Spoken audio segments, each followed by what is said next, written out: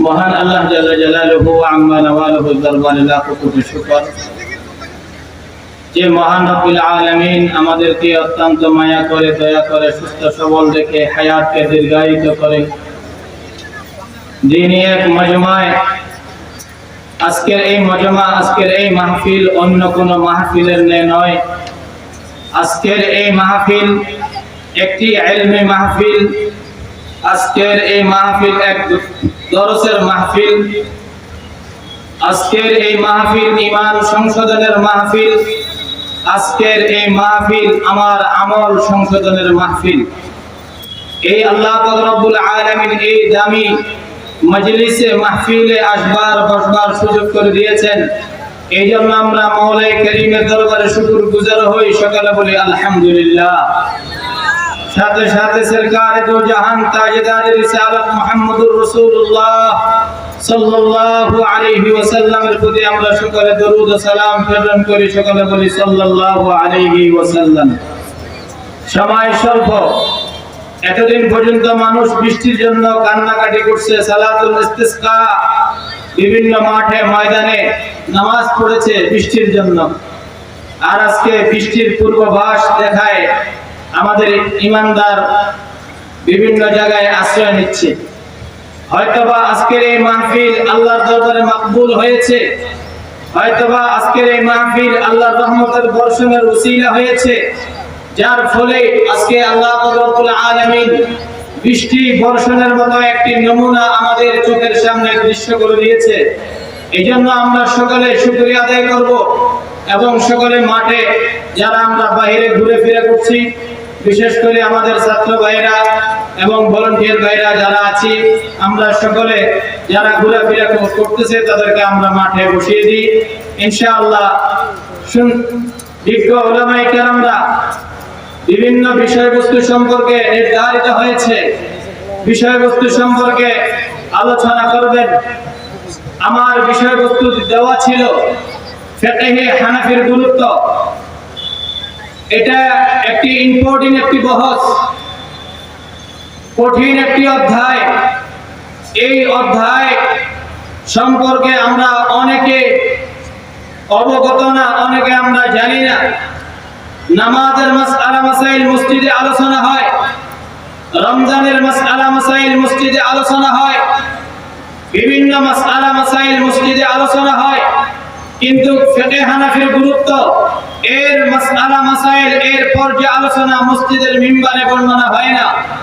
এই জন্য এই সমস্ত আলোচনাগুলা ইসলামী মহা সম্মেলন নামে এই সমস্ত সম্মেলন থেকে অর্জন করতে হয়।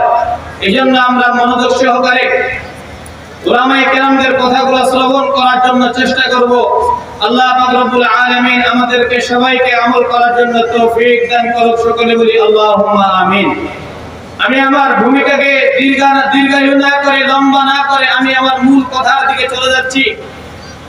সর্বপ্রথম আমি আপনাদের সামনে কুরআনুল কারীম থেকে সূরাতুল জুমআর একটি ছোট আয়াত তেলাওয়াত করেছি। রাসূল আকরাম সাল্লাল্লাহু আলাইহি ওয়াসাল্লামের অসংখ্য হাদিসে মুবারাকা থেকে আমি একটি হাদিস তেলাওয়াত করেছি। এই কুরআনুল কারীমের আয়াতের মধ্যে আল্লাহ নিজের দয়া আদরের বান্দাদেরকে কি বুঝাইতে চাচ্ছেন, কি বলতে চাচ্ছেন, সেটাই আমি আপনাদের সামনে ব্যক্ত করব ইনশাআল্লাহ। হযরত আবু হুরায়রা রাদিয়াল্লাহু তাআলা আনহু বুখারী শরীফের মধ্যে হাদিস বর্ণনা করেছেন। হযরত আবু হুরায়রা রাদিয়াল্লাহু তাআলা আনহু রাসূল আকরাম সাল্লাল্লাহু আলাইহি ওয়াসাল্লামের পাশে বসা ছিল। এমত অবস্থায় জিবরিল আমিন আলাইহিস সালাতু ওয়াস সালাম রাসূল আকরাম সাল্লাল্লাহু আলাইহি ওয়াসাল্লামের দরবারে আসলেন। আসার পরে রাসূল আকরাম সাল্লাল্লাহু আলাইহি ওয়াসাল্লামের উপরে সূরা জুমআর প্রথম দিকের আয়াতগুলো অবতীর্ণ করতে লাগলেন, নাযিল করতে লাগলেন। রাসূল আকরাম সাল্লাল্লাহু আলাইহি ওয়াসাল্লাম সূরা জুমআর এই কয়েকটি আয়াত সাহাবায়ে কেরামদেরকে যখন শুনাইল, সাহাবায়ে কেরামদের মধ্য থেকে বিজ্ঞ মুহাদ্দিস হযরত আবু হুরায়রা রাদিয়াল্লাহু তাআলা আনহু প্রশ্ন করলেন রাসূল আকরাম সাল্লাল্লাহু আলাইহি ওয়াসাল্লামকে। এই কথাটি বুখারী শরীফের মধ্যে ইমাম বুখারী রাহমাতুল্লাহি আলাইহি ইরশাদ করেন, عن أبي هريرة رضي الله تعالى عنه قال كنا جلوسا عند النبي صلى الله عليه وسلم। আবু হুরায়রা রাদিয়াল্লাহু তাআলা আনহু বলেন, আমরা একদিন রাসূল আকরাম সাল্লাল্লাহু আলাইহি ওয়াসাল্লামের কাছে বসা।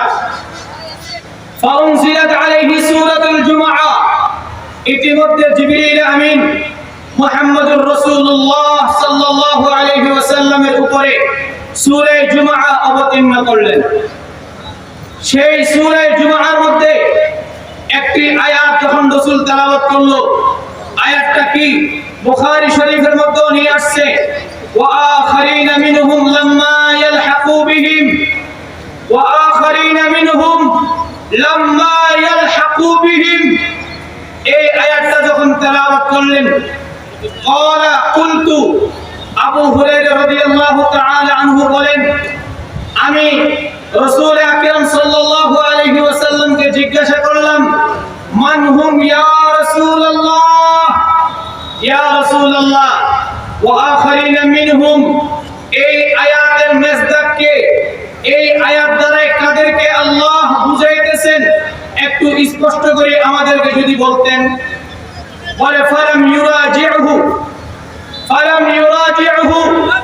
হযরত আবু হুরায়রা তিনবার জিজ্ঞাসা করছে, মান হুম ইয়া রাসূলুল্লাহ, মান হুম ইয়া রাসূলুল্লাহ, মান হুম ইয়া রাসূলুল্লাহ, ইয়া রাসূলুল্লাহ ওয়া আখারিনা মিনহুম এর মিসদাক কে? আখারিনা মিনহুম থেকে কাকে বোঝানো হচ্ছে? রাসূলকে তিনবার জিজ্ঞাসা করছে, রাসূল জবাব দেন নাই। চতুর্থবার রাসূল আকরাম সাল্লাল্লাহু আলাইহি ওয়াসাল্লাম জবাব দিচ্ছে, বলে ওয়াফিনা সালমানুল ফারিসি রাদিয়াল্লাহু তাআলা আন, সালমান ফারিসি রাদিয়াল্লাহু তাআলা আনহু বয়স্ক সাহাবাদের মধ্যে থেকে একজন সাহাবা ছিলেন, উনার বাড়ি ছিল মুলকে ফারিসে কুফায়। রাসূল বললেন, রাসূল আকরাম সাল্লাল্লাহু আলাইহি ওয়াসাল্লাম বললেন যে সালমানকে সামনে ডাকলেন। সালমানের ঘাড়ের উপরে, কাঁধের উপরে রাসূল আকরাম সাল্লাল্লাহু আলাইহি ওয়াসাল্লাম হাত রাখলেন। ওয়াজা রাসূলুল্লাহ সাল্লাল্লাহু আলাইহি ওয়াসাল্লাম ইয়াদাহু, আল্লাহর রাসূলের হাত মোবারক হযরত সালমান ফারিসির কাঁধের উপরে রাখলেন এবং রাসূল বললেন, সুম্মা ক্বালা, এরপরে রাসূল বললেন, লাউ কানাল ঈমানু ইনদা সুরাইয়া, লাউ কানাল ঈমানু ইনদা সুরাইয়া। আবু হুরায়রা শুনো, লাউ কানাল ঈমান, আরেক হাদিসের মধ্যে বর্ণনা আসছে লাউ কানাল ইলমু, ইলম জ্ঞানের কথা। আরেক হাদিসে বুখারীর হাদিসের মধ্যে ঈমানের কথা আসছে, অন্য হাদিসের মধ্যে ইলমের কথা আসছে। বলে আবু হুরায়রা শুনো, বলে আমার উম্মতের মধ্যে এমন একজন উম্মত যে এখনো পর্যন্ত আসে নাই, যার ব্যাপারে তুমি প্রশ্ন করতেছো, সে এই সালমান ফারিসির বংশ থেকে আসবে এবং ওই ব্যক্তি, ওই উম্মত আমার যদি ইলম বা ঈমান নামক ঈমানের কোনো মাসআলা অথবা কোনো ইলম, কোনো জ্ঞান যদি ওই সুরাইয়া তারকার মধ্যে, নির্দিষ্ট আসমানের সুরাইয়া তারকার মধ্যে যদি থাকে, সেই সুরাইয়া তারকার থেকে ইলম এবং ঈমান নিয়ে আসবে। বলেন সুবহানাল্লাহ। তাহলে মুহতারাম হাজিরিন, আজকে কান শোক করার কোনো ওয়াজ না, আমি আজকে আপনাদেরকে বুঝাবার জন্য চেষ্টা করছি। এই হাদিসের মধ্যে সালমান ফারিসির কাঁধের উপরে হাত রাখছে একটা বিষয়। দুই নম্বর বিষয়, রাসূল বলেছেন লাউ কানাল ঈমানু ইনদা সুরাইয়া, তারকার কথা বলা হয়েছে। এই দুইটা জিনিস আপনারা মাথায় রাখবেন। যদি এই দুইটা জিনিস মাথায় রাখতে পারেন, তাহলে আমাদের জন্য এই হাদিসের মর্ম ব্যাখ্যা বোঝা একবারেই সহজ হয়ে যাবে। এবার আসুন, ওয়া আখারিনা মিনহুম, এই আয়াতের অর্থ কি, তরজমা কি? এই আয়াতের অর্থ হলো, আল্লাহ পাক রব্বুল আলামিন বলে, মুহাম্মদ তোমার উম্মতের মধ্যে এখনো আসেন নাই যারা পূর্ববর্তী আসছে, তাদেরকে উম্মতে সাবেকা বলা হয়। আর যারা উপস্থিত ছিলেন মুসলমানদেরকে উম্মতে সাহাবী বলা হয়। আর যারা ঈমান আনেন নাই তাদেরকে উম্মতে কাফেরা বলা হয়। এখন উম্মতে সাবেকাও না, অর্থাৎ অতিবাহিত হয় নাই, এবং রাসূলের সাহাবাও ছিল না, এবং রাসূলের উম্মত কাফেরও ছিল না। কোরআনের আয়াতের অর্থ হলো এখনো পর্যন্ত রাসূলের উম্মত হতে পারে নাই, অর্থাৎ এখনো আসেন নাই। আল্লাহর রাসূলের ইন্তেকালের পরে এই উম্মত দুনিয়ার জমিনে আসবে। আসার পরে এই উম্মতে মুহাম্মদের তালিকার মধ্যে লিপিবদ্ধ হবে, বলেন সুবহানাল্লাহ। এই উম্মতের ব্যাপারে আবু হুরায়রা প্রশ্ন করছিল, মান হুম ইয়া রাসূলুল্লাহ, ওই উম্মতটা কে যে এখনো আসেন নাই, একটু তার নামটা বলেন। রাসূল তার জবাব দিয়েছে, ফাওয়াজা রাসূলুল্লাহ, আল্লাহ রাসূলের হাত সালমান ফারিসির কাঁধের উপরে রেখে বলছেন, লাউ কানাল ঈমানু ইনদা সুরাইয়া, এমন একজন ব্যক্তি আসবে যে ব্যক্তির নসল হবে নসলে ফারিস, আজমি, আরবি হবে না, আজমিউন নসল হবে, তার বাড়ি হবে মুলকে ফারিসে। এরপরে রাসূল আকরাম সাল্লাল্লাহু আলাইহি ওয়াসাল্লাম বললেন, লাউ কানাল ঈমানু ইনদা সুরাইয়া, সুরাইয়া তারকার মধ্যে যদি ঈমান অথবা ইলম থাকে, এই ইলমকে টেনে হিসড়ে নিয়ে আসবে। সুরাইয়া দ্বারা কি বোঝানো হয়েছে? আরেক হাদিসের মধ্যে রাসূল আকরাম সাল্লাল্লাহু আলাইহি ওয়াসাল্লাম বলেন, আসহাবি কান্নুজুম, আসহাবি কান্নুজুম বিআইয়িকুম ইক্তাদাইতুম ইহতাদাইতুম। রাসূল আকরাম সাল্লাল্লাহু আলাইহি ওয়াসাল্লাম বলেন, আমার সাহাবায়ে কেরামরা একজন সাহাবা নক্ষত্রের ন্যায়, তারকার ন্যায়, যেভাবে পূর্ববর্তী যুগের মানুষরা তারকা দেখে রাতের বেলা পথ নির্ণয় করতেন, রাস্তা নির্ণয় করতেন। তৎকালীন যুগে কোনো রাস্তা ছিল না, তৎকালীন যুগে কোনো গুগল ম্যাপ ছিল না, তৎকালীন যুগে কোনো এরকম অত্যাধুনিক ব্যবস্থা ছিল না। রাতের বেলা মানুষ রাস্তা বেছে নিত তারকার মাধ্যমে। আল্লাহ রাসূল বলে, আসহাবি কান্নুজুম, আমার সাহাবায়ে কেরামরা একজন সাহাবা তারকার মেয়ে, একজন সাহাবা তারকার মেয়ে। যে কোনো একজন সাহাবাকে যদি আমার উম্মত অনুসরণ করে, বলে আমার সেই উম্মত হেদায়েত পেয়ে যাবে, বলেন সুবহানাল্লাহ। এই কথার দ্বারাই কি বুঝলাম? এই কথার দ্বারাই স্পষ্ট হয়ে গেল রাসূল আকরাম সাল্লাল্লাহু আলাইহি ওয়াসাল্লামের আয়াতের দ্বারা বোঝা গেল ব্যক্তিটা হবে ফারসিউন নসল, ব্যক্তিটা হবে আজমি, আরবি হবে না, এবং ফারসিউন নসল হবে। এবার আসেন এই আয়াতের মাসদার ব্যক্তিটার নাম কি? তারিখে বাগদাদের মধ্যে স্পষ্ট নিয়ে আসছেন, বলে এই আয়াতের মাসদার হলো ইমামে আযম আবু হানিফা রাহমাতুল্লাহি আলাইহি। সুবহানাল্লাহ বলেন।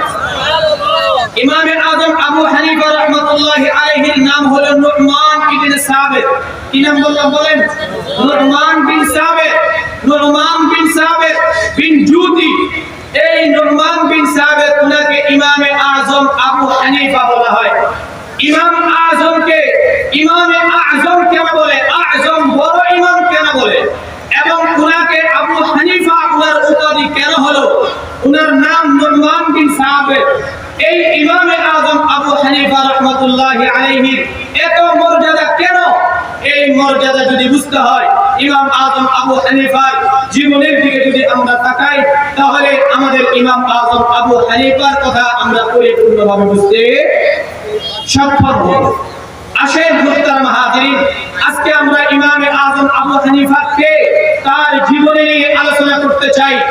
আর আমাদের সমাজের এক শ্রেণীর ভাইয়েরা তারা কোথায় কোথায় বলে আবু হানিফা বেদাত ছিলেন, নাউজুবিল্লাহ বলেন। আর ইমাম বুখারী রাহমাতুল্লাহি আলাইহি শ্রেষ্ঠ ব্যক্তি, যার মর্যাদা সাহাবায়ে কেরামদের পরে। তারা কোন কথার দলিল যদি দিতে চায়, বুখারী শরীফের দলিল দেয়, অন্য কোন হাদিসের ব্যাপারে তারা দিতে সক্ষম না, তারা দিতে স্বাচ্ছন্দ্য বোধ করেন না, তারা পছন্দ করেন না। আমার তাদের কাছে প্রশ্ন হলো, ও ভাই, তুমি আবু হানিফাকে এখনো চিনতে পারো নাই? আবু হানিফা কে? তুমি যদি আবু হানিফাকে চিনতা, তাহলে তুমি জীবনে কোনোদিন ইমাম বুখারীর গান গান গাইতা না। ইমামে আযম আবু হানিফা রাহমাতুল্লাহি আলাইহি তার ইতিহাস শোনাই। নুরমান বিন সাবিত ইমামে আযম আবু হানিফা রাহমাতুল্লাহি আলাইহির বাবা সাবিত, উনি বাল্যকালে ছোটকালে যখন জন্মগ্রহণ করলেন, উনার আব্বা জুতি হযরত আলী কাররামাল্লাহু ওয়াজহা উনার খেলাফত আমলে, উনার শাসন আমলে উনি মদিনা ছেড়ে উনার পার্লামেন্ট বসাইলেন কোথায়? কুফার মধ্যে। কোথায়? কুফার মধ্যে। হযরত আলী কাররামাল্লাহু ওয়াজহা কেন কুফায় গেলেন, এটার একটা লম্বা ইতিহাস আছে। রাসূল আকরাম সাল্লাল্লাহু আলাইহি ওয়াসাল্লামের সাহাবাগণ হিজরত করে যখন মদিনায় আসলো, মদিনার মধ্যে পার্লামেন্ট তৈরি হলো, সংসদ ভবন তৈরি হলো, সেখান থেকে বিচার ব্যবস্থা চালু হলো। আল্লাহর রাসূলের ওয়াফাতের পরে খলিফাতুল মুসলিমিন হযরত আবু বকর সিদ্দিক রাদিয়াল্লাহু তাআলা আনহু খেলাফত গ্রহণ করলেন, পুরো মদিনার মধ্যে রাজত্ব শাসন চালু করলেন। হযরত আবু বকর সিদ্দিক রাদিয়াল্লাহু তাআলা আনহুর খেলাফত মদিনার মধ্যে সীমাবদ্ধ ছিল। হযরত ওমর ফারুক রাদিয়াল্লাহু তাআলা আনহুর খেলাফত মদিনার বাইরে চলে গেলেন। মদিনার বাইরে দামেস্ক পর্যন্ত দায়িত্ব ছিল। হযরত ওসমান গনি রাদিয়াল্লাহু তাআলা আনহুর খেলাফত আমলে মক্কা, মদিনা, দামেস্ক, পুরা জাযাইরুল আরব এর মধ্যে শাসন ক্ষমতা চলমান ছিল। এখন পরিধি বেড়ে যাওয়ার কারণে দারুল খেলাফা বিচার ব্যবস্থার পার্লামেন্ট হযরত আলী কাররামাল্লাহু ওয়াজহা উনি কুফায় নিয়ে গেলেন। কুফায় নিয়ে যাওয়ার পিছনে বড় একটা হিকমত ছিল। মদিনার মধ্যে হযরত ওসমান গনি রাদিয়াল্লাহু তাআলা আনহুর কতলের বিচার নেওয়ার জন্য এক শ্রেণীর মানুষ তারা দলবদ্ধ হয়ে তারা বিশৃঙ্খলা সৃষ্টি করতে চাইলো। এই জন্য হযরত আলী কাররামাল্লাহু ওয়াজহা উনার শাসন, উনার খেলাফতের দায়িত্ব এবং সমস্ত কাজকর্ম উনি কুফায় নিয়ে গেলেন। কোথায় নিয়ে গেলেন? কুফায় নিয়ে গেলেন। হযরত আলী কাররামাল্লাহু ওয়াজহা যখন কুফায় গেলেন, কুফায় যাওয়ার পরে 313 জন বদরি সাহাবাদের মধ্য থেকে 75 জন বদরি সাহাবা হিজরত করে কুফায় চলে গেলেন। অসংখ্য বড় বড় সাহাবায়ে কেরামরা উনারা কুফায় চলে গেলেন। এবং কি হযরত আব্দুল্লাহ ইবনে মাসউদ রাদিয়াল্লাহু তাআলা আনহু, যাকে আফকাহুস সাহাবা উনার উপাধি ছিল সাহিবুত তুহুরি ওয়াল নালাইনি ওয়াল বাসাদাতি ওয়াস সাওয়াকি। এই আব্দুল্লাহ ইবনে মাসউদ রাদিয়াল্লাহু তাআলা আনহু উনাকেও কুফার জমিনে পাঠিয়ে দিলেন, যাতে করে কুফার জমিন থেকে হকের আওয়াজ তুলতে পারে, ফিকহ ফিদ্দিন উম্মতকে শিখাইতে পারে। মুহতারাম হাজিরিন, কুফার জমিনে অসংখ্য সাহাবায়ে কেরামদের জামাত তৈরি হয়ে গেল। অসংখ্য সাহাবায়ে কেরামরা কুফার জমিনে তারা আশ্রয় নিতে লাগলো। খলিফাতুল মুসলিমিন হযরত আলী কাররামাল্লাহু ওয়াজহা সেখানে বিচার ব্যবস্থা চালু করলেন। আর হযরত ইমামে আযম আবু হানিফা রাহমাতুল্লাহি আলাইহি বাবা সাহাবকে উনার বাবা অর্থাৎ আবু হানিফার দাদা উনাকে নিয়ে আসলেন আলীর কাছে। বলে হযরত আলী কাররামাল্লাহু ওয়াজহাকে বলেন, খলিফাতুল মুসলিমিন আমার সন্তানকে আপনি তাহনিক করান, হান্নিক করান। হযরত আলী কাররামাল্লাহু ওয়াজহা হযরত ইমামে আযম আবু হানিফা রাহমাতুল্লাহি আলাইহির বাবাকে তাহনিক করেছিলেন এবং দোয়া করছিলেন যে ও জুতি, তোমার বংশ থেকে এমন এক নক্ষত্র তৈরি হবে যেই নক্ষত্র পুরা দুনিয়ার মধ্যে ইলমে ফিকহ ছড়িয়ে দিবে। বলেন সুবহানাল্লাহ। এটা ছিল হযরত আলী কাররামাল্লাহু ওয়াজহার দোয়া। এরপরে রাসূল আকরাম সাল্লাল্লাহু আলাইহি ওয়াসাল্লাম এবার নুরমানের গর্ভে আসলেন। আসার পরে একদিন হযরতে আবু হানিফা রাহমাতুল্লাহি আলাইহি স্বপ্ন দেখতেছেন যে ইমামে আযম আবু হানিফা আল্লাহর রাসূলের কবর মোবারকে গিয়েছেন, রওজায়ে আতাহারে গিয়ে কবর খনন করতেছেন। স্বপ্নে যোগে কবর খনন করার পরে এবার রাসূলের রওজায়ে আকদাসে রাসূলের শরীর মোবারক, দেহ মোবারক, হাড্ডিগুলো বিক্ষিপ্ত অবস্থায় পড়ে আছে। ইমামে আযম আবু হানিফা রাহমাতুল্লাহি আলাইহি আল্লাহর রাসূলের শরীরের অঙ্গ প্রত্যঙ্গগুলোকে একত্রিত করে ইমামে আযম আবু হানিফা বুকের সাথে লাগাইলো। বুকের সাথে লাগানোর পরে ইমামে আযম আবু হানিফার ঘুম ভেঙে গেলেন। এই স্বপ্ন যখন ইমামে আযম আবু হানিফা দেখলেন, দেখার পরে উনি বিচলিত হয়ে গেল। হায়রে, আমি কি স্বপ্ন দেখলাম? এটা তো আমার জন্য মনে হয় ভালো না। সুপ্ত অবস্থায় পড়ে থাকবে আর আমি এগুলা দেখব, এটা তো হতে পারে না। এই স্বপ্নের ব্যাখ্যার জন্য তৎকালীন যুগের কেবারে তাবিঈ ইবনে সিরিন রাহমাতুল্লাহি আলাইহি উনার কাছে ইমামে আযম আবু হানিফার এক শাগির্দকে পাঠাইলো, বলে যাও ইবনে সিরিনকে জিজ্ঞাসা করো যে এরকম একটা স্বপ্ন দেখছে একজন ব্যক্তি, এই স্বপ্নের ব্যাখ্যা কি হতে পারে।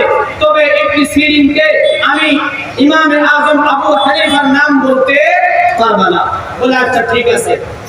ইমাম আযম আবু হানিফার শাগির্দ ইবনে সিরিনের কাছে গেল, যাওয়ার পরে বলে হযরত আপনার দরবারে আসছি একটা স্বপ্নের ব্যাখ্যার জন্য। বলে কি স্বপ্ন? বলে আজকে একজন ব্যক্তি এরকম স্বপ্ন দেখছে, এই স্বপ্নের ব্যাখ্যা আমাকে জানতে বলেছে। ইবনে সিরিন রাহমাতুল্লাহি আলাইহি বলল, বলে এই স্বপ্ন কে দেখেছে তার নাম বলো। ওই শাগির্দ বলল না, নাম বলা নিষেধ। তখন ইবনে সিরিন রাহমাতুল্লাহি আলাইহি বলল, ও ভাই, তুমি যদি আমাকে নাম নাও বলো তারপরও আমি নামটা বলে দিতে পারবো। এই স্বপ্ন যে কেউ দেখতে পারে না। এই স্বপ্ন যদি বর্তমান জমানায় কেউ দেখে থাকে তাহলে সে নু'মান বিন সাবিত ছাড়া আর কেউ হতে পারে না। সুবহানাল্লাহ বলেন। নু'মান বিন সাবিত ছাড়া কেউ এই স্বপ্ন দেখতে পারে না, কারণ নু'মান বিন সাবিতের ব্যাপারে সুসংবাদ আসছে কুরআন কারীমের মধ্যে। নু'মান বিন সাবিতের ব্যাপারে সুসংবাদ আসছে বুখারীর হাদিসের মধ্যে।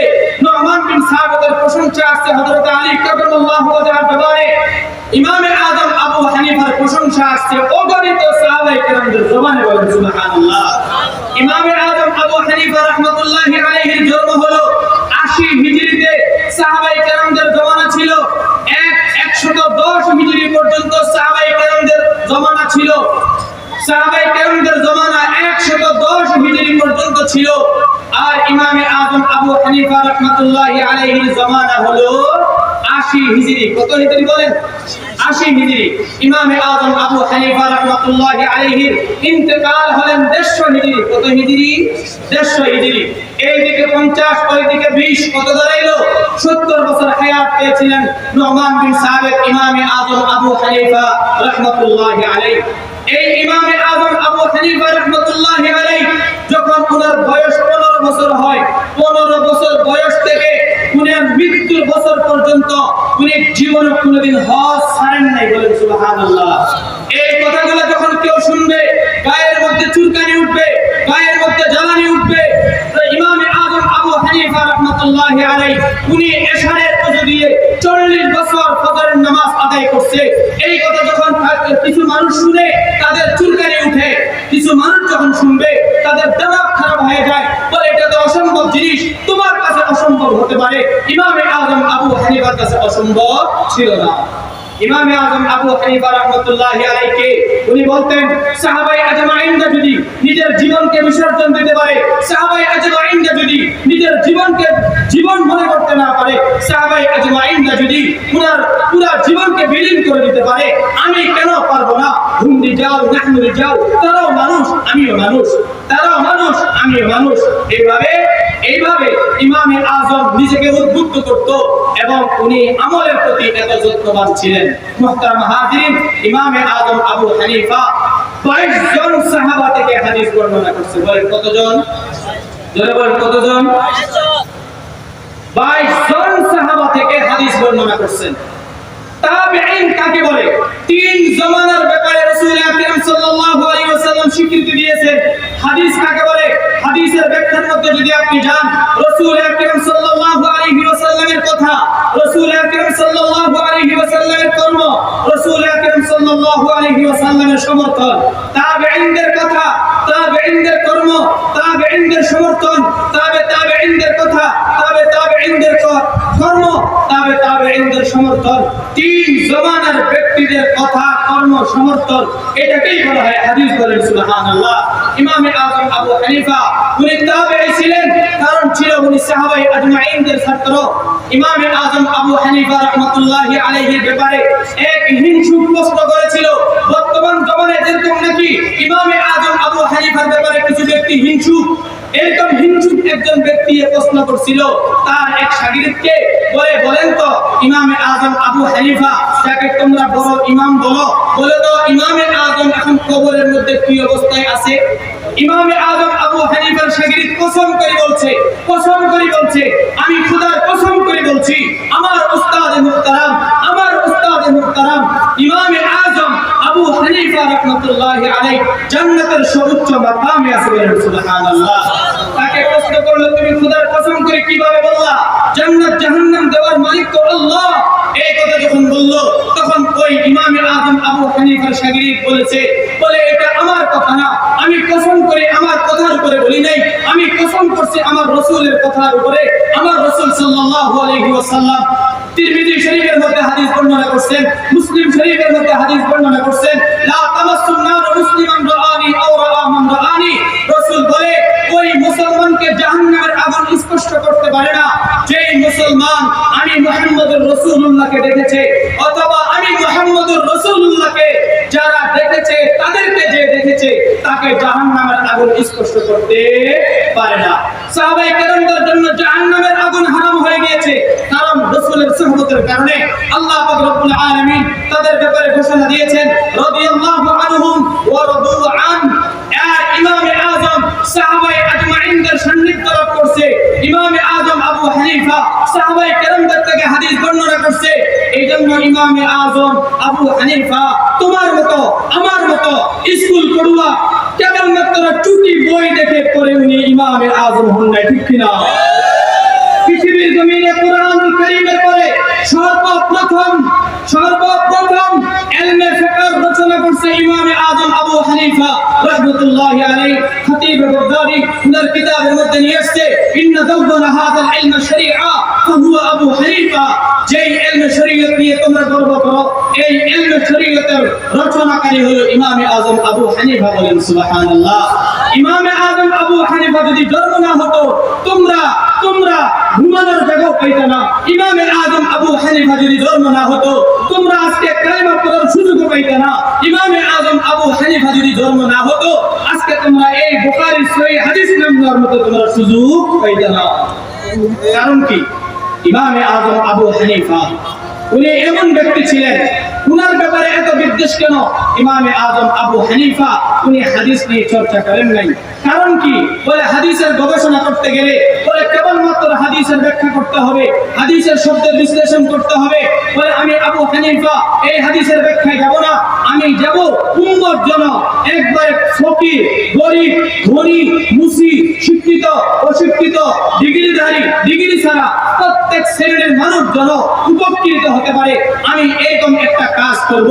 ওই কাজটার নাম হলো ইলমে ফিকহ। বলেন কি ফিকহ? ইলমে ফিকহ। ইলমে ফিকহ এটা কোনো যেমন তেমন জিনিস না। আপনি যখন পানি এবং চিনি মিক্সার করবেন, ওটার নাম কি? মুহতারাম হাজিরিন, আমরা ইমামে আজম আবু হানিফা রাহমাতুল্লাহি আলাইহি ওনার জীবনী বৃত্তান্ত নিয়ে সংক্ষিপ্ত আলোচনা করতেছি। ইমামে আজম আবু হানিফা রাহমাতুল্লাহি আলাইহি উনি আমাদেরকে শরবত দিয়েছেন। কি দিয়েছেন? শরবত। এক চামচ চিনি, এক গ্লাস পানি দিয়ে যখন শরবত বানানো হয়, ওই শরবতের দাম দাঁড়ায় কত? বলেন না, কয় টাকা? সর্বনিম্ন 10 টাকা। এক চামচ চিনি কিনতে যাবেন 2 টাকা, এক গ্লাস পানি কিনতে যাবেন 2 টাকা। যখন এক গ্লাস পানি এবং চিনি মিক্সার করবেন, তখন এটার নাম হয়ে যায় শরবত। আর এই শরবত বাজারে বিক্রি হয় কত টাকায়? বলেন না, কত টাকায়? 10 টাকায়। আপনি আলাদা আলাদা হিসাব করবেন, তখন দেখবেন 2 টাকা, 2 টাকা, 4 টাকা। বলে এই শরবতের গ্লাস 10 টাকা কেন? কেউ প্রশ্ন করবে না। তেমনি ভাবে হাদিস এবং তাফসীর, কোরআন এবং হাদিস, এটা হলো একদিকে পানি আর একদিকে চিনি। কোরআন এবং হাদিসকে মিক্সার করে ইমামে আজম আবু হানিফা রাহমাতুল্লাহি আলাইহি আমাদেরকে একটা জ্ঞান দিয়েছেন। এই জ্ঞানের নাম হলো ইলমে ফিকহ। বলেন সুবহানাল্লাহ। এই ইলমে ফিকহ আল্লাহ যাকে তাকে দান করেন না। আল্লাহ বলে, ফালাউলা নাফারা মিন কুল্লি ফিরকাতিন মিনহুম তাইফাতুন লিয়াতাফাক্কাহু ফিদ-দ্বীন। ফিকহ ফিদ-দ্বীন সবাইকে শেখার জন্য বলেন নাই, ফিকহ ফিদ-দ্বীন সবাইকে আল্লাহ দেন না। এজন্য ফিকহ ফিদ-দ্বীন রচনার জন্য খুদ আল্লাহ তাআলা ইমামে আজমকে বেছে নিয়েছেন, বলেন সুবহানাল্লাহ। ইমামে আজম আবু হানিফা রাহমাতুল্লাহি আলাইহি 1000-এর অধিক বড় বড় শাগির্দ রয়েছেন, যারা মুফাসসিরিনে কেরাম, যারা মুহাদ্দিসিনে কেরাম, যারা মুফতিয়ানে কেরাম, লক্ষ লক্ষ শাগির্দ রয়েছেন। এবং সমস্ত মুফাসসিরিনে কেরাম, মুহাদ্দিসিনে কেরাম, ফুকাহে কেরাম এই কথা বলতে বাধ্য হয়েছে, ইমামে আজম আবু হানিফার মতো এত ব্রিলিয়ান্ট আর ছাত্র দুনিয়ার জমিনে আসবে না। ইমামে আজম আবু হানিফা ফিকহ কাকে বলে? আজকে যারা আহলে হাদিস নিজেদেরকে দাবি করে, তাদেরকে যদি বলা হয় ওযুর ফরজ কয়টা, নামাজের সুন্নাত কয়টা, নামাজ ভঙ্গের কারণ কয়টা, তোমাকে কিয়ামত পর্যন্ত সময় দিলাম, বুখারী শরীফ থেকে নামাজ ভঙ্গের কারণ যদি সে দেখাইতে পারে, আজকে ওয়াদা করলাম, খোদার কসম করে বলছি, পুরো আহলে হাদিস বুখারী শরীফ থেকে যদি নামাজ ভঙ্গের কারণগুলো একত্রিত করে দেখাইতে পারে, জীবনও কোনোদিন আর হানাফির দালালি করব না, জীবনও কোনোদিন নিজেকে হানাফি বলবো না, আজকে থেকে আহলে হাদিস হয়ে তাদের গোলামি করব। কিয়ামত পর্যন্ত দেখাইতে পারবে না। নামাজ ভঙ্গের কারণ একত্রিত করে দিয়েছেন ইমামে আজম আবু হানিফা রাহমাতুল্লাহি আলাইহি। ওযুর সুন্নাত কয়টা, কিয়ামত পর্যন্ত আহলে হাদিসরা বুখারী শরীফ ঘাটাঘাটি করে বের করতে পারবে না, এটা বের করে দিয়েছে কে? ইমামে আজম আবু হানিফা। আপনি মসজিদে ঢুকবেন, মসজিদে ঢোকার সময় 5টা সুন্নাত, এই 5টি সুন্নাত তুমি যদি কিয়ামত পর্যন্ত বুখারী শরীফে তালাশ করো, তোমার বের করার সাধ্য নাই, বের করে দিয়েছে ইমামে আজম আবু হানিফা রাহমাতুল্লাহি আলাইহি। আপনি সুন্নতের জিন্দেগি, যেটা সুন্নতের জিন্দেগি আমাদেরকে বের করে দিয়েছে কে? ইমামে আজম আবু হানিফা রাহমাতুল্লাহি আলাইহি। এখন প্রশ্ন হলো, আমাদের পুরো পৃথিবীর মধ্যে 4টি মাযহাবের প্রচলন রয়েছে। ইমামে আজম আবু হানিফা হানাফি মাযহাব, 2 নম্বর মালিকি মাযহাব, 3 নম্বর শাফিঈ মাযহাব, 4 নম্বর ইমাম আহমদ ইবনে হাম্বলের হাম্বলি মাযহাব।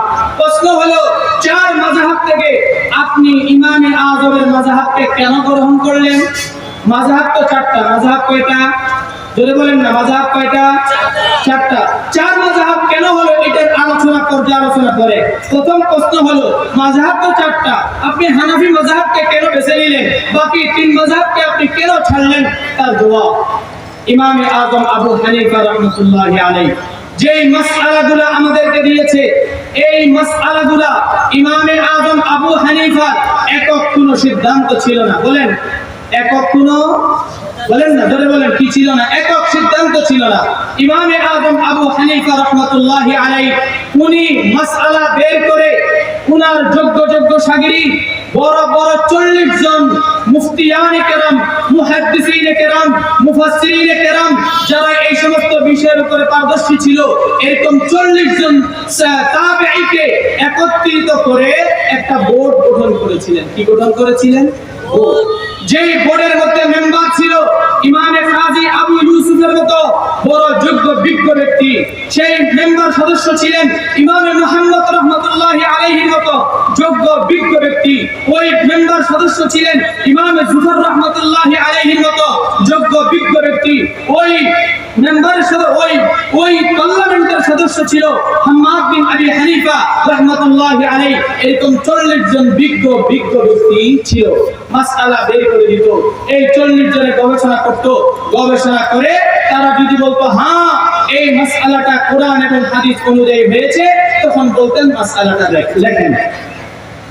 এখন যদি আপনি বলেন ফিকহে হানাফি এটা বানোয়াট, এটা বেদাতি, এটা শিরক, পক্ষান্তরে আপনি মুশরিক। পক্ষান্তরে আপনি কি? মুশরিক। বলেন, পক্ষান্তরে আপনি কি? মুশরিক। কারণ কি? রাসূল আকরাম সাল্লাল্লাহু আলাইহি ওয়াসাল্লাম বলেন, ইন্নাল্লাহা লা ইয়াজমাউ উম্মতি আলা দালালাতিন আবাদা। ইন্নাল্লাহা লা ইয়াজমাউ উম্মতি আলা দালালাতিন আবাদা। রাসূল বলে, আমার উম্মত যদি কোনো বিষয়ের উপরে ঐক্যবদ্ধ হয়ে যায়, আমার ওই সমস্ত উম্মত কোনোদিন ভুল রাস্তায় যেতে পারে না। যেখানে 40 জন বড় বড় ফুকাহে কেরাম, মুহাদ্দিসিনে কেরাম, মুফাসসিরিনে কেরাম ঐক্যবদ্ধ হয়ে সিদ্ধান্ত দিয়েছে, রাসূল বলে ওটা তাদের সিদ্ধান্ত না, ওটা আমার এই সিদ্ধান্ত। এটা কার সিদ্ধান্ত ছিল বলেন না? রাসূলের সিদ্ধান্ত ছিল। এজন্য আমরা রাসূল আকরাম সাল্লাল্লাহু আলাইহি ওয়াসাল্লামের সিদ্ধান্ত, এটা কোনো মন গড়া সিদ্ধান্ত না, ফিকহি হানাফির সিদ্ধান্তটা ঐক্যবদ্ধ সিদ্ধান্ত। আর আমাদেরকে শরীয়ত বুঝতে হবে। শরীয়ত বুঝার জন্য শরীয়তের দলিল বা মানদণ্ড হলো চারটি জিনিস: কোরআন, হাদিস, ইজমা, কিয়াস। বলেন কয়টি? কোরআন, হাদিস, ইজমা, কিয়াস।